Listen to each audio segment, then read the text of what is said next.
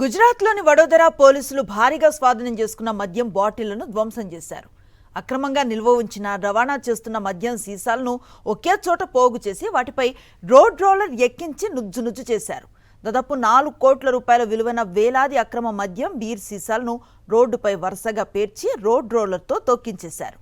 దీంతో సీసాలు పగిలి రోడ్డుపై మద్యం ఏరులై పారింది.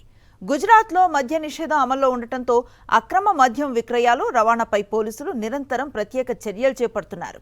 ఇటీవల వివిధ ప్రాంతాల్లో నిర్వహించిన దాడుల్లో భారీ మొత్తంలో మద్యం బాటిళ్లు స్వాధీనం చేసుకున్నారు. కోర్టు అనుమతుల అనంతరం వాటిని ధ్వంసం చేసే ప్రక్రియను చేపట్టారు.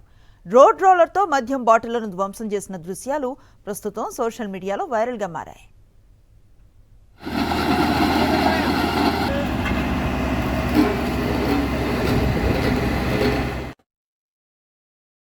మరిన్ని అప్డేట్స్ కోసం ఛానల్ ను సబ్స్క్రైబ్ చేయండి. నోటిఫికేషన్స్ కోసం బెల్ ఐకాన్ పై క్లిక్ చేయండి.